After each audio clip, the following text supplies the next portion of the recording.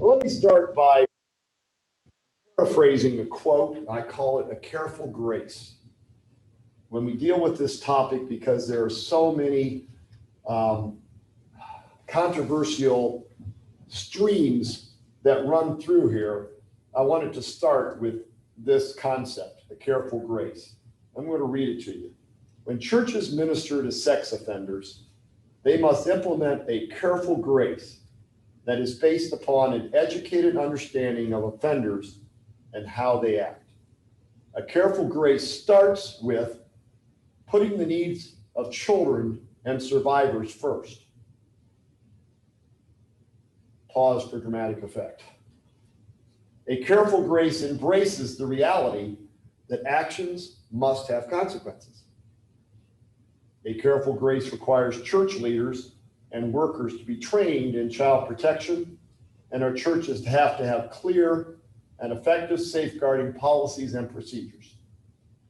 Only within a context of careful grace can churches ever hope to effectively care for sex offenders, obviously, and for children and for victims and everybody else, but we're dealing with sex offenders in this segment. So remember that careful grace as we're moving through it and talking about when and if and how we may integrate sex offenders into the church. Let me give you, we have some latecomers, so let me give you a copy of the PowerPoint and a couple of the articles. Since you're here in person, you get them personally. Okay, so first, as we're looking at sex offenders, the first thing you look at is the great need. While there's going to be serious difficulties in returning a sex offender into the local community upon release from prison, as it impacts the community and the offender, there's a tremendous need and upside to assisting the offender in making the transition into the local church. And you sign the new life, old life, as all of us who have become Christians realize that just as we are saved and accepted by God when we accept Jesus as our Savior, there's some old life, even Paul talks about the old life that we're having to deal with. And certainly it can never be more true than in this instance of the sex offender. So there is a great need, but there's a greater problem about integrating sex offenders into your church.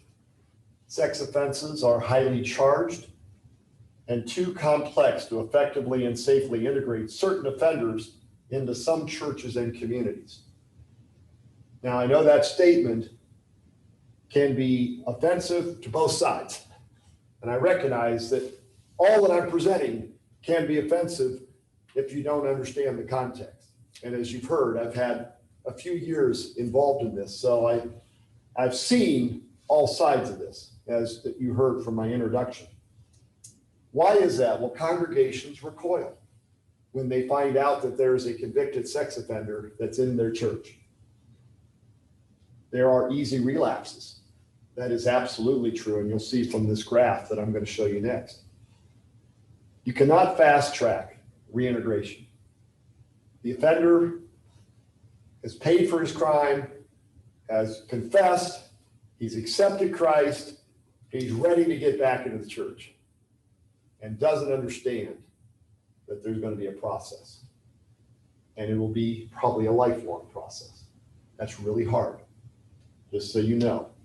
Cannot fast track integration. It's easy to infiltrate and find sanctuary without accountability, true repentance, and healing. So now let's look at an interesting stat. And I did it in a graph for you guys to take a look at. And this has been done by national studies connected to both Prison Fellowship and to the National Recidivist Rate and actually to the National Center for Juvenile Justice and Delinquency Prevention. a whole host of words. By the way, they were under me when I was the justice. I was Deputy Assistant Attorney General and had a number of divisions under me. They happened to be one that I connected with.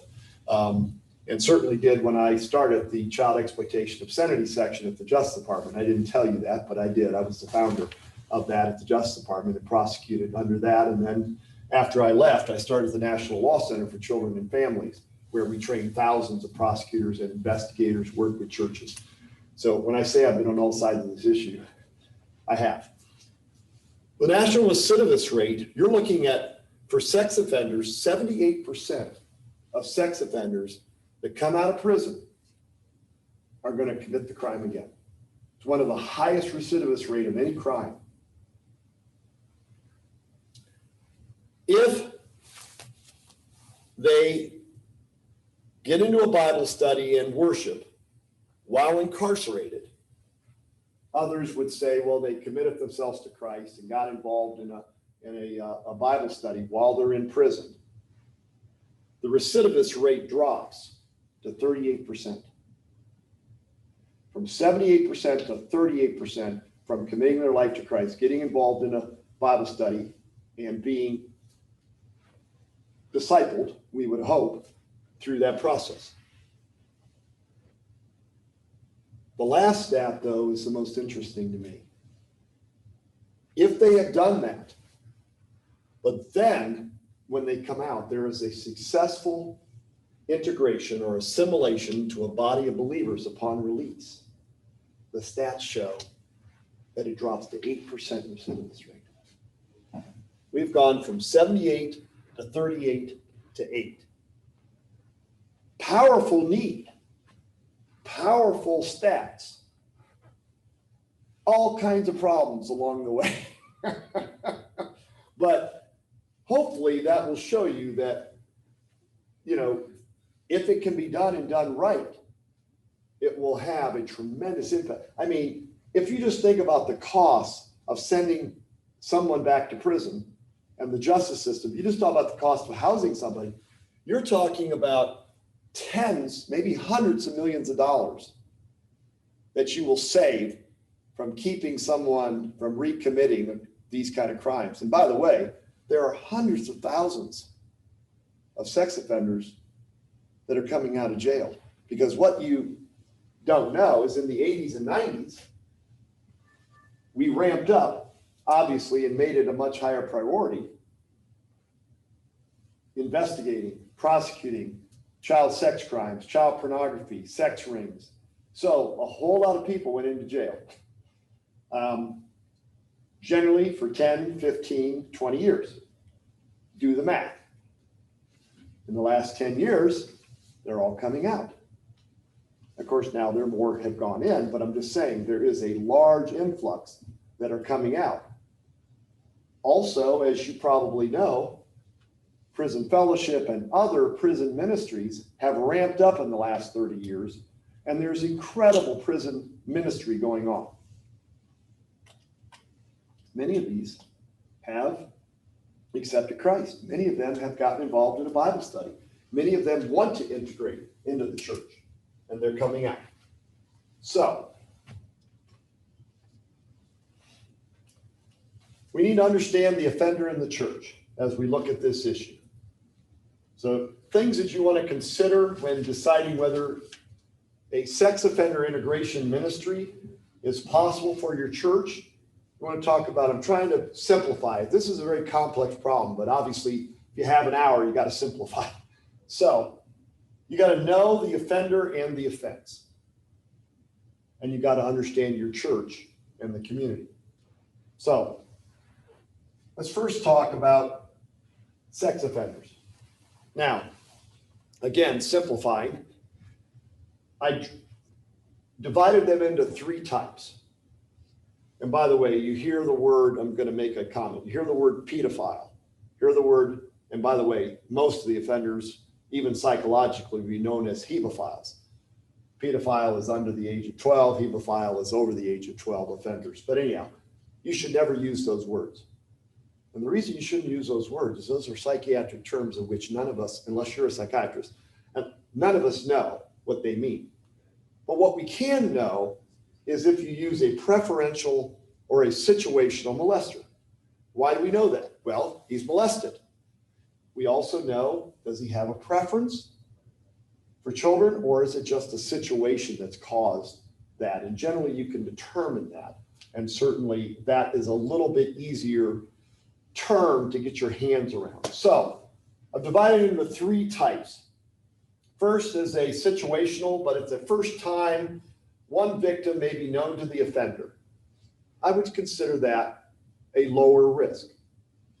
Second one, more than one victim, situational abuse, longer term, often violating positions of trust, maybe predatory offender, maybe even in denial or minimization, which is always what they do. They're always minimizing, they're always blame shifting, they're always, you hear what I've heard over the years, it would boggle your mind from offenders. But that is where they're coming from. That's a higher risk. Steal something you may be able to work with, but it's definitely a higher risk. Number 3 are preferential. And what I mean by a preferential is someone who has a preference, generally for the gender and the age, and maybe even the eye color and the hair and whatever. You say, come on, that's crazy.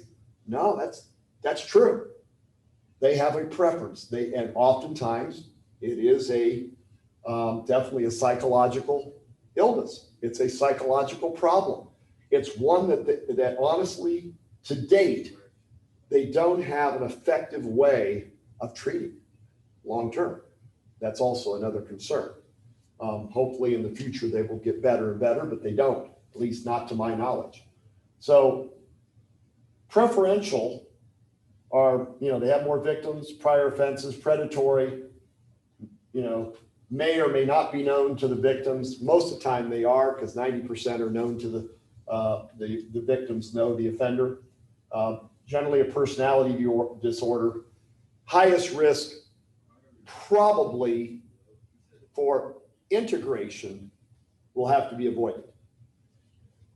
For ministry, no, everybody can be ministered to, but integration into the church probably will have to be avoided. Now, just so you know, preferential molesters, they think, are maybe anywhere from 1% to 5% of all molesters. You're talking about a very small number. Most of them are in the first 2 categories. Sex offenders, as you can see, comes in all shapes and sizes, but simplified in this analysis of whether sex offenders are good candidates for assimilation. And that's why I sort of divided them into those 3 categories. Now, let me talk about the church. What is the best type of church to undertake assimilation or integration? Well, vibrant, healthy, stable, not in transition or building, in a big building campaign. Why? Because they can focus. They may have the resources. They have an established leader or leadership with organizational trust. If you've come through something that you've got a new leader who may not have built up the trust of his congregation, you may want to consider this isn't a ministry at this time for you. Sufficient resources to disciple and mentor. Oftentimes, if you have a church of 75 or 100, you may have a much more challenging time to have the sufficient resources to disciple or mentor. And you may not have a vision for this type of ministry. Oftentimes, this type of ministry goes along with people who really understand, such as Celebrate Recovery or other kinds of addiction programs, sex addiction, alcohol addiction, drug addiction, and other types of things that Celebrate Recovery or those would do. So if you have a vision for this type of ministry and a mindset for this type of ministry, this is probably the best kind of church that you may want to consider. And obviously a gift of discernment and a calling anointed for this type of ministry. You need, because you're going to need to have some people to walk alongside this person that really have somewhat of a gift for that. Okay. So as I divided it, there's a certain type of offender who's more likely to be worked with, and there's a certain type of church that's more likely to work with them.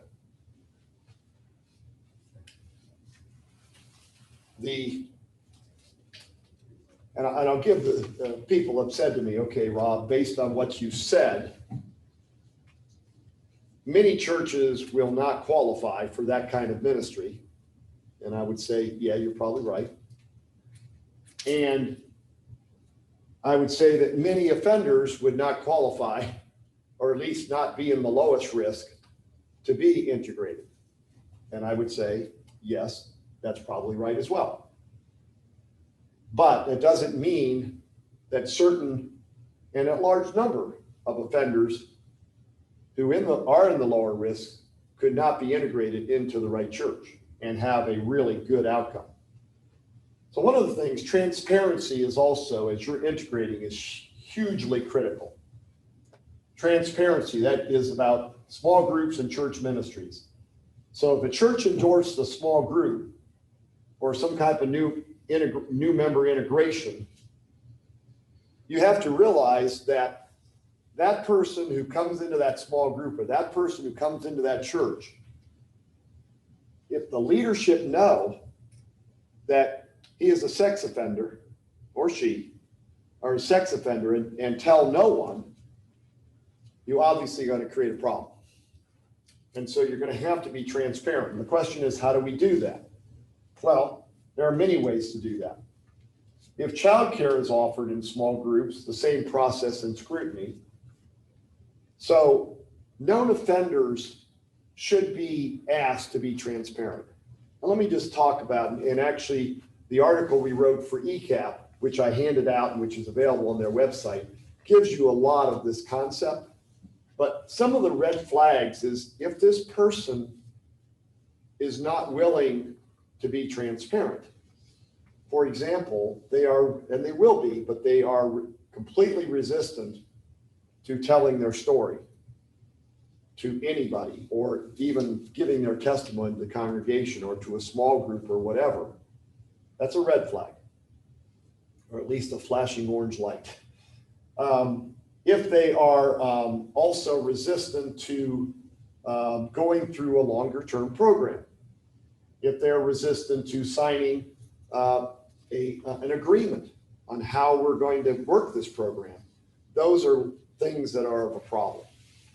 So they should be required to sign an agreement to the effect that they will not participate in church activities, small groups, which they would potentially have an interaction with children.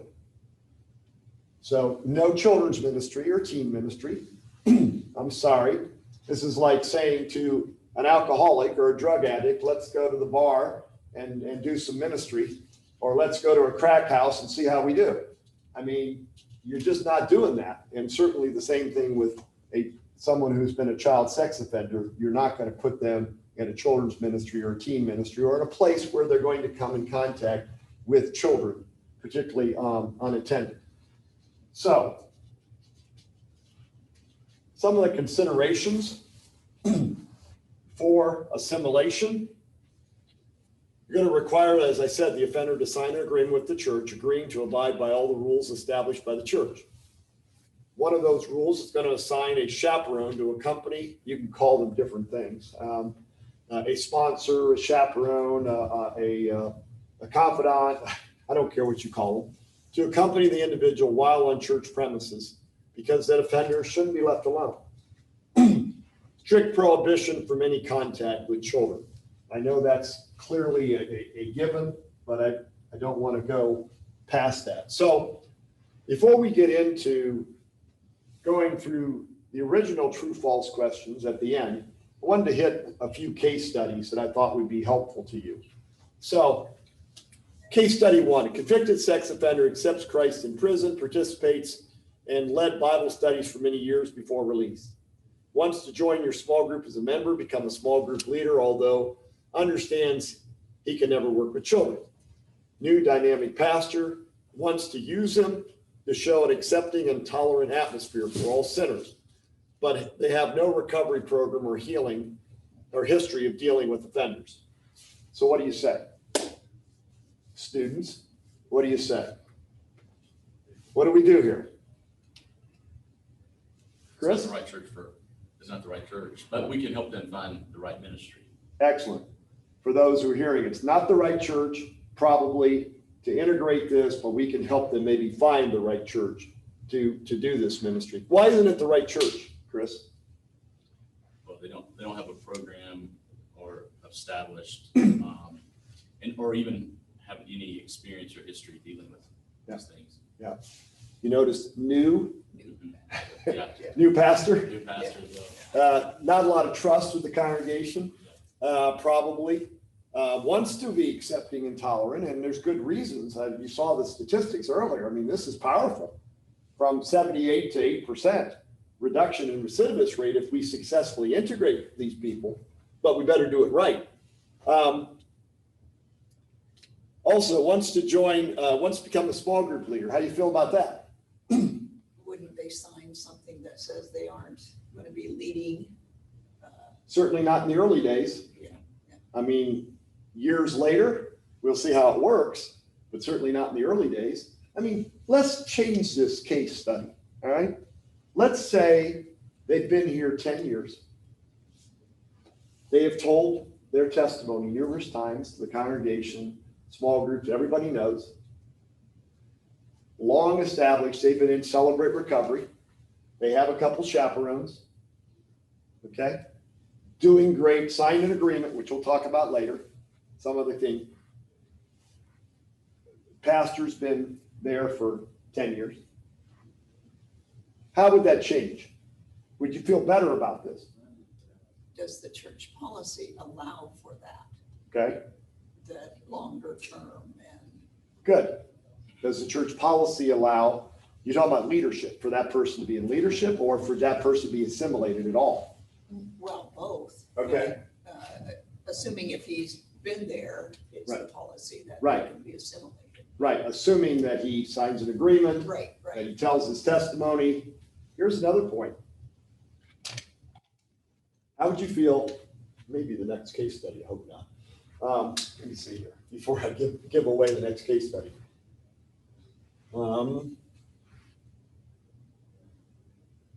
Nope, it's not. So I'll use this. Go back to case. How about if one or more of his victims were still in the congregation? How would you feel about that? Yeah, I would agree. I think that is a flashing orange light, maybe a red light. And say what you said. Maybe we ought to help him find a different church. It's very Now, there are some victims who have healed to the place and actually maybe reconciled. I've been a part of that. That would, in writing, fully agree for him to come to church. That's a different issue. That would be, yes. But most of them, that's not going to be true. Go ahead. The experience we had was not in my context, but a grandfather, all this happened out of state years ago. He moved into state, family moved in later, and the whole group came into the church. So the victims came in some sense with him. Right. So kind of a challenging situation. It is. And what I would do, first of all, I would have him, I would say, are we the right church? That's right. All the points I made. Second, is he the right? I mean, it sounds like he was a situational molester, Exactly. lower risk. Then I would say I guess you're talking about the grandkids or whatever, Mm-hmm. or kids were abused Yes. by him. Mhm. I would say to them privately, Yeah, exactly. how do you feel about having him in the same church? Exactly. We can find him a church that's different from where how do you feel about that? And have you gone to counseling and how's that worked out and whatever, okay? And if they were willing to sign a statement, I feel good, I've gone to counseling, the kinds of things that would give you confidence, maybe yes. Maybe yes with a victim in there. Here's another point that I don't know if I get to or not, but a lot of sex offenders will be on parole or probation for a long time, by the way. Do you know what most parole for sex offenders say in their parole? Anybody? They can't within 300 feet of children, Yeah. 100 feet of children, 500 feet of children. I don't know about your church, but Yeah. if he's in the church service, he's going to be within 300 or 500 or 100 feet of children. Unless you got a really big church. He violates his parole.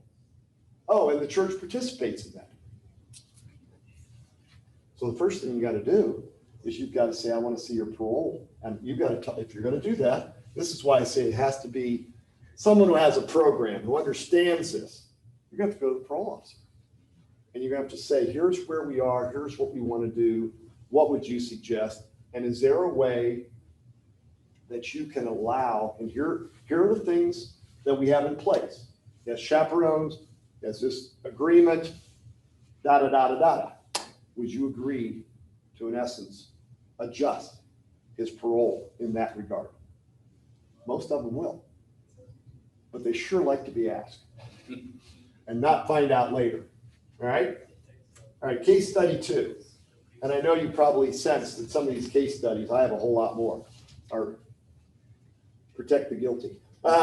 They are real life things. So here's a longtime member, medium-sized church, convicted of misdemeanors for inappropriate conduct with several children, returns from prison on parole and probation, wants to rejoin the church.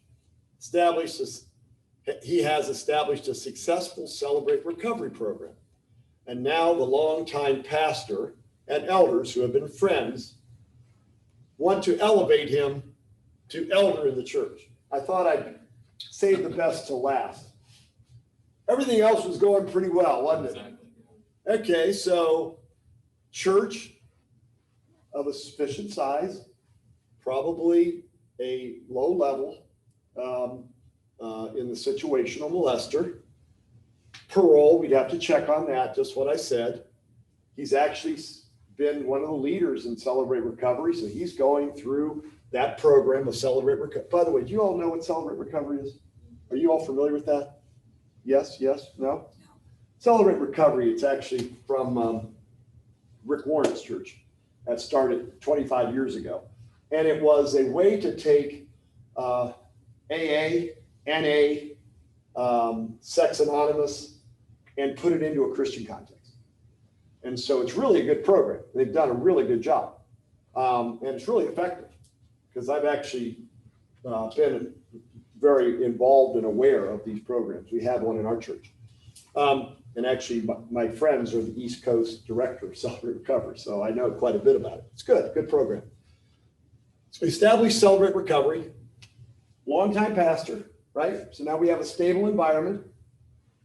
He signed the contract. I didn't put that, but he signed an agreement. But now we get to the, not just small group leader, but elder. So all of you guys shook your heads. There wasn't one of you who didn't shake your head. So what's the problem? Go ahead. Let's start over here. Why won't we make him an elder? What's the problem? That chance when he fell from grace. Ah, okay. No, we don't hold you up as a model. There are outlines in scripture for what you need to adhere to. You need to Not be qualified. Yes, Not qualified. Yeah. absolutely. Right. I would agree with that. Yep. So would I. I just wanted to hear you guys say it. I don't think you make him a pastor. I don't think, and an elder is really an under shepherd. I just don't think that's a position. And boy, I get a lot of pushback, by the way. I think one of the churches, when I told them, I think they fired me, if I remember correctly. They didn't like what I said. What's the pushback?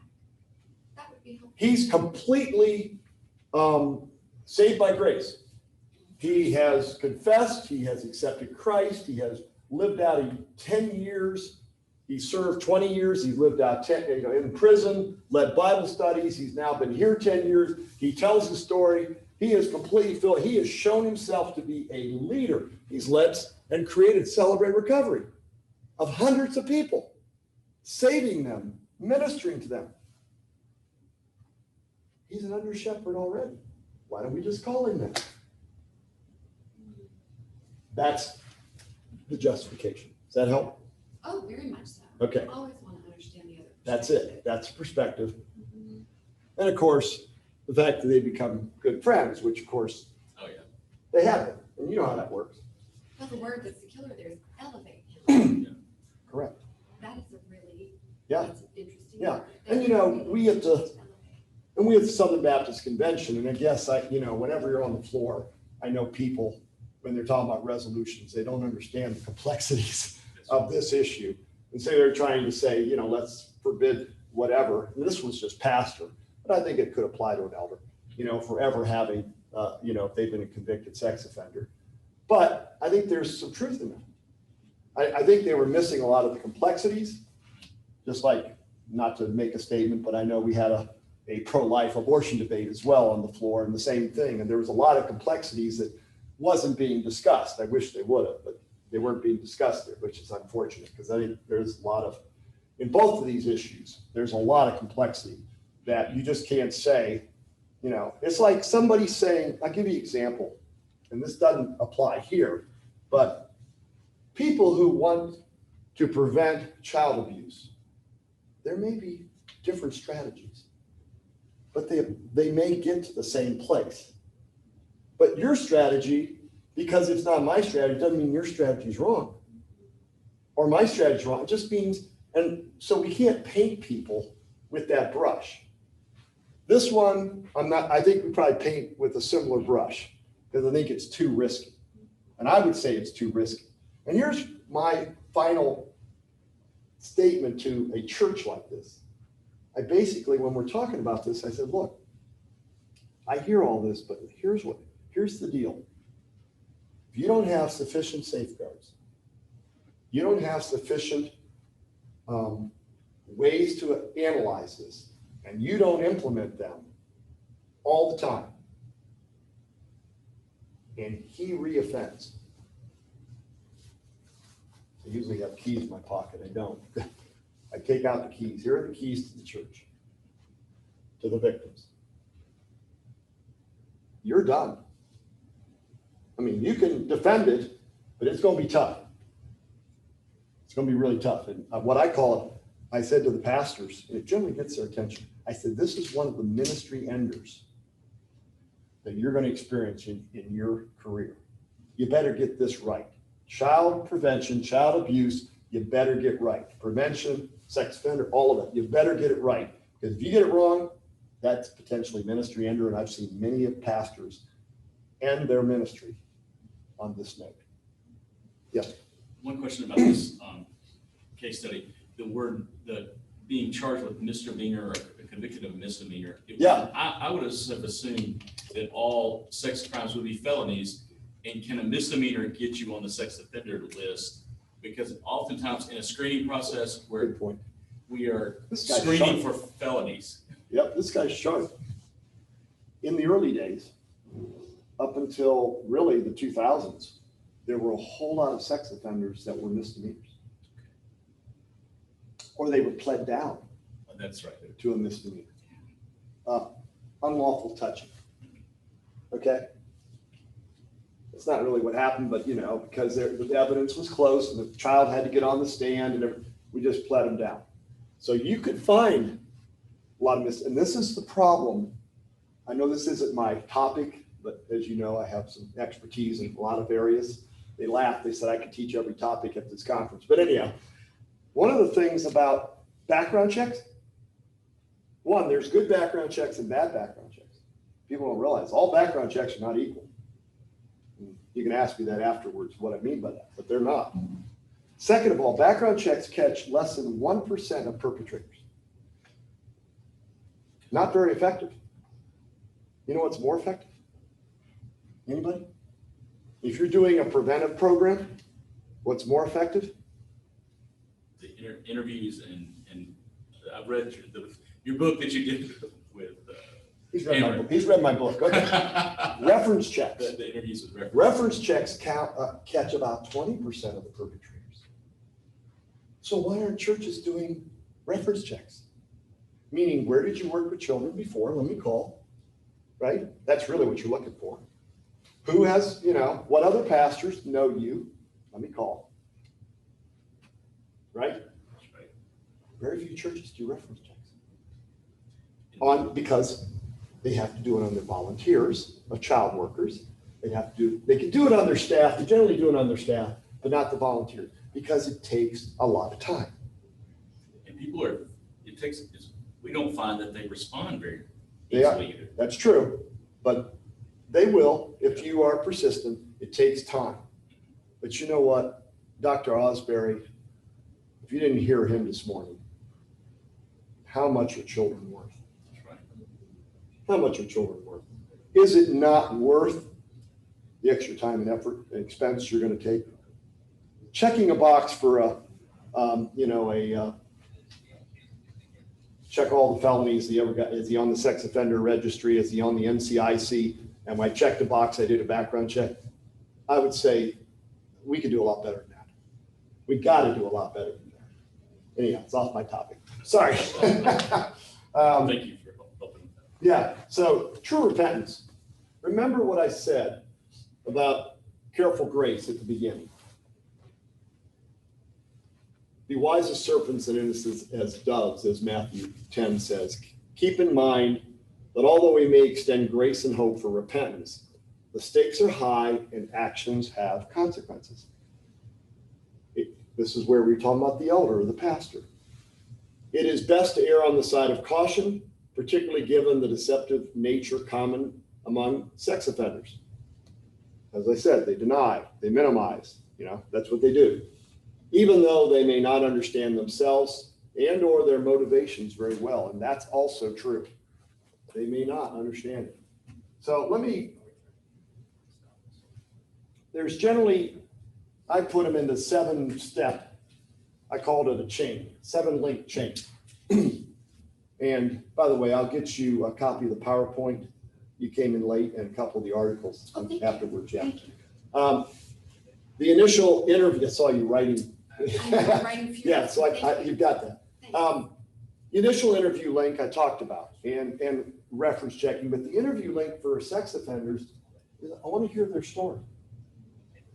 Are they really repentant?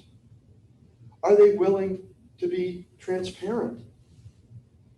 Are they broken? Or do I hear minimization? Or am I hearing denial? Or am I hearing some excuse? What am I hearing? Interview process. Second, the agreements link. And we'll talk about that. They have to sign a written agreement. Communication link. How am I going to communicate this with the congregation? What am I going to say? Well, I'm probably not going to communicate it. I'm going to let the offender communicate it through his testimony. We all have testimonies, Sunday nights or whatever, and particularly if you baptize somebody, you generally have a testimony. There's ways to work that in. Accountability link. Let's look at the accountability. Chaperone monitoring link, discipleship link, and then evaluate on a regular basis how we're doing. So let's look at a sample agreement. Again, you can have all kinds of things in your agreements, but here are a couple of things that I would put. No intentional contact with minors. I'm not going to sit next to a child. I'm not going to be, I'll move to a different seat. I'll place myself in such a way I don't make direct contact with minors. If I start to have sexual thoughts or feelings towards a minor, I'm going to contact my sponsors, counselors, pastors. I'll sign a release of information to my pastors for the purpose of communicating with my parole or probation officer or my counselor. I'll give a copy of these boundaries to my community corrections officer or my counselor, so everybody knows this is what we're doing. Everybody's on the same page. I will give full disclosure of my offenses to my pastor, elders, sponsors. I will review these boundaries each time I attend the accountability group or meet with my sponsors. If I need to go to the bathroom, other locations near children, I'm going to take my sponsor, another adult. I understand that a breach of any of these boundaries could lead to a permanent expulsion from the church or the FMO group. I will not place myself in a position of authority that the church has not approved for me. When asked to supervise, watch child for a parent or other person, like in a small group, and yes, it happens all the time. Because that parent doesn't understand or doesn't understand they were a sex offender, or they understand it and they have this, well, grace, move on. I will decline because this puts me in a place of authority over children. I'll not work directly with children. That stands to reason. I will not be in areas of children being taught, and not take a child home with me or being alone with the child. Again, common sense. I love that phrase. I can't remember who said that, but I love it. He said, this is all common sense, but common sense is not the flower planted in everyone's garden. I mean, that's the truth, isn't it? You would think a lot of this is common sense. Well, I'll tell you what, he's right. It is not the flower planted in every church's garden. I'll not kiss her children. If a child tries to do that, I'll remove myself. Not allow a child to sit on my lap. I will have 2 or more approved chaperones at church. Know my offense, hold me accountable. Not make any appropriate sexual remarks or gestures to anyone in church.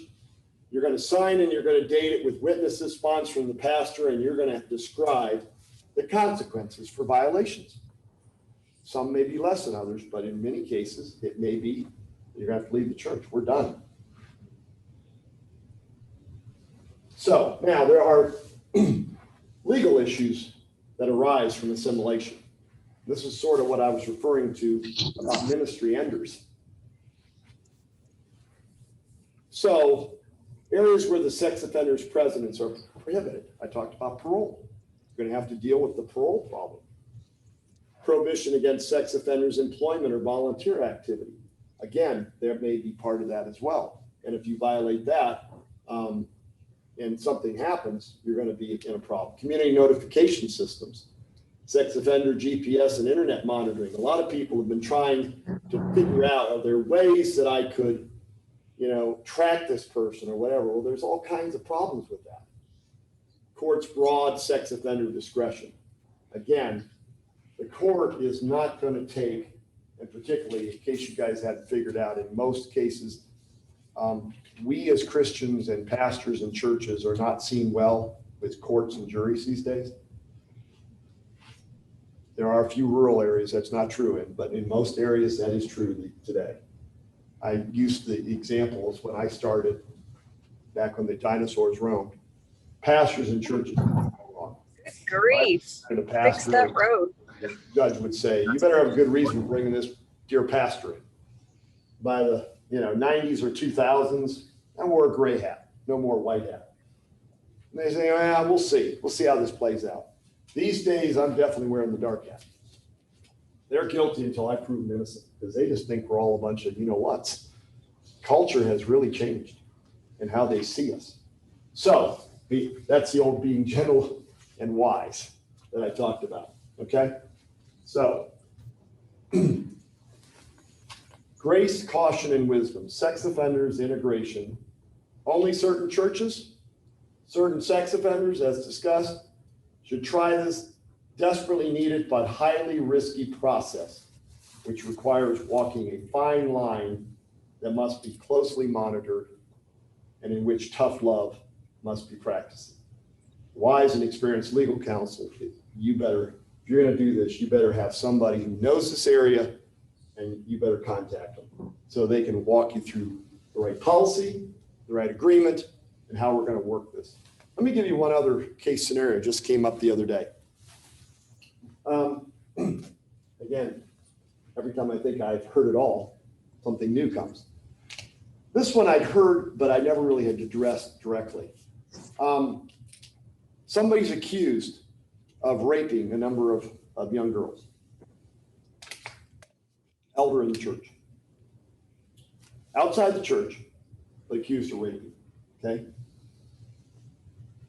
Hasn't been tried, hadn't been convicted. Do you let him still come to church? He's innocent until proven guilty. It's our system, but you got a risk. Now it's a known risk. And probably other people in the congregation know it because it's generally in the paper. So, okay, people, so what do?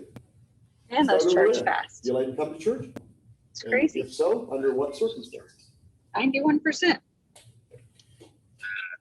You say he is an elder? Yes, Okay. correct. Because you said it was outside the church, Yep. no church members, Cor- no girls in the It doesn't. church. Thank you. Good question.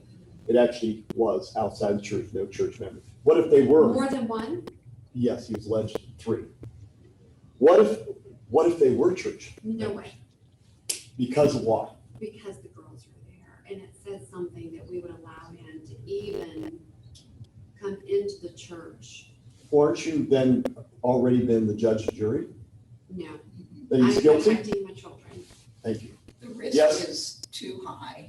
Okay, what if they're not in the, what if they're not in the church? No, even if they're out of the church, the risk is too high. It outweighs the benefit. And yes, there are only accusations at this point, but But there are if they 3. became convictions later on, you would have had that period where the risk could have been really high. What if he signs an agreement and he has chaperones? Reduces the risk dramatically. It does. But you just. I think, so we're working through bylaws right now, how we're disciplining elders. And so we would suspend that person. And one of the things about For what? COVID, For being for allegations? during the time of the investigation. Okay, that works. And then, secondly, because of COVID, I we don't know learned where that it you can sounded. participate in church life without being present on campus. So, Boy, have we learned that. so our thing is that he could still participate through our online Okay, programs, okay. but would not be part of the Okay. on campus work. So answer my question I asked her. Okay. So we get him to sign a contract, agreement. Everybody knows what he's been accused of because it's in the papers. He has sponsors or chaperones. He says, I didn't do this. And it's a believable story. I didn't do this. They're retaliating because Welcome to Oklahoma. whatever. A lot of times, what if it's a domestic situation? Exactly. And, the mother convinces the dog, you know that story. Let's try that. So now what do you do? I think potentially he could participate in public worship, but small groups may be like something the pastor would. No working with children anymore. Yeah, no, certainly no work. Right, okay. Yeah. The reason I bring that up, But I still want to go back to the Sure, okay. perception. You alluded to the perception of church people. Mhm. And so this is the question.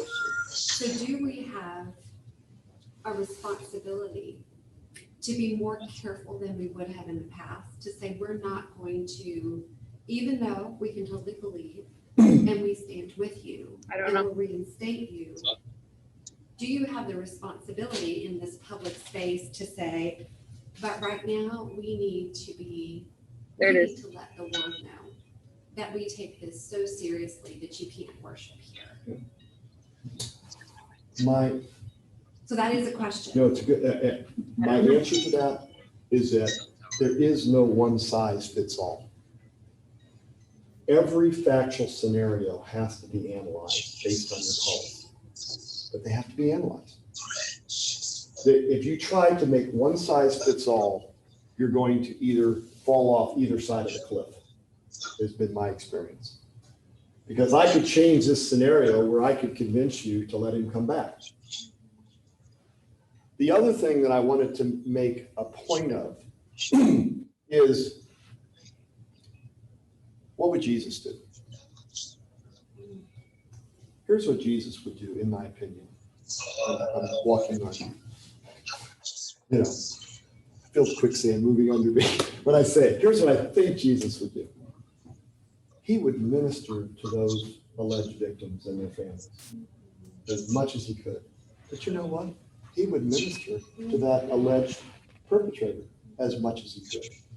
And so as we consider that, how does that look?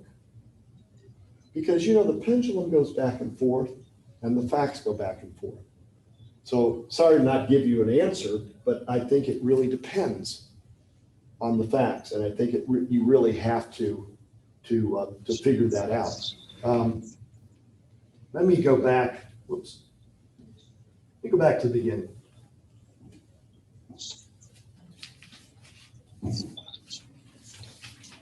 Remember my true false? Hopefully you now know the answers to that.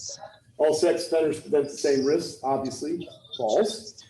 Churches may be liable for actions of known offenders on premises, true. Involvement in church communities has been shown to have minimal impact on recidivism, absolutely false. All churches are able to open the doors to known offenders. False.